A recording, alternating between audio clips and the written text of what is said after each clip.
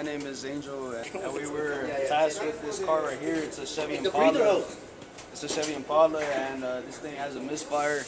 So the car was misfiring heavily, and we found that the spark plugs, they were loose. So Mr. Rios, he decided to put us to torque down the spark plugs to their proper torque and to place the cables in their proper firing order, because some of them were mixed up, they weren't in the right place. And after that, we started the car again, and then we saw that the engine was still misfiring. So we decided to put a scanner. We hooked up a scanner to the car, and we saw that the engine had a misfire on cylinder number 4. So we went into cylinder number 4. We did a compression test. The compression test came out good. Everything was good. You know what? The compression test on that cylinder was low. We checked the other ones. They were reading 160 psi, and then we checked that cylinder, it was reading 80 psi. So we decided to do a cylinder leak test, and this is what we found. Alright, so here we have a cylinder leak test. Cylinder leak tester. This is a tool to check the cylinders to see if there's leakage inside of them. So we're gonna tap into the cylinder number 4 right now, and it'll be the second one, the middle one that's in here. So we're gonna put this piece inside here and screw it on.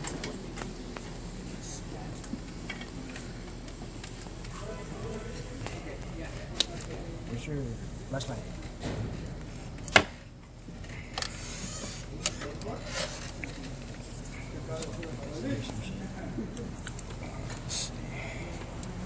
So we're gonna screw this on.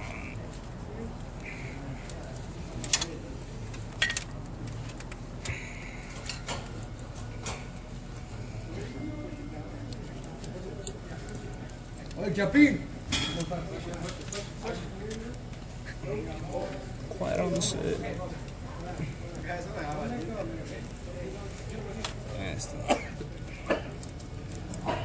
It's a really uncomfortable spot.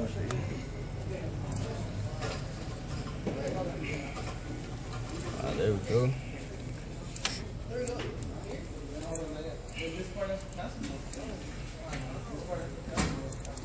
Cool.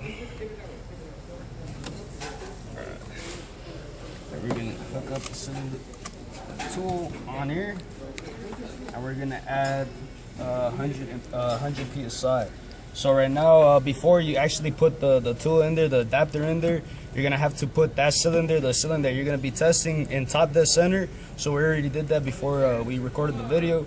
But once it's at top dead center, you hook up the tool, and you're gonna add the psi. But you gotta be very careful while you're adding the psi, because there might be a chance that the piston is shifted a little bit either to the right or to the left, and once you add that psi, it might push the piston down, and then it might move the whole assembly right here.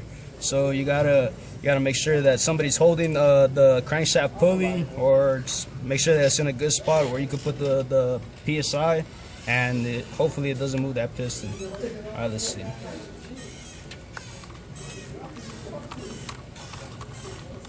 Let's add some air inside the chamber, and we're also going to be looking at the serpentine belt right here just to see if it's moving the pulleys in any way. Let's add it. Let's put it to 100 psi. There you go.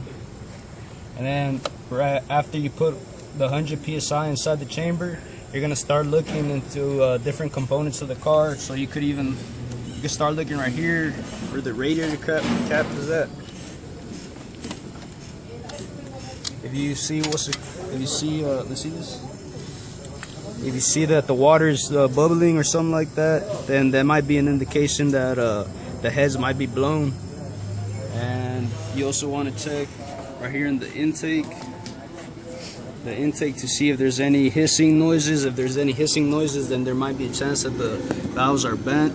And as you can see in this situation, if you get closer, you can hear that the air duct is hissing. And if I open the throttle, you hear that the noise changes. That's throttle closed, throttle open, throttle closed, throttle open. So more than likely there might be a problem right there with the intake valve.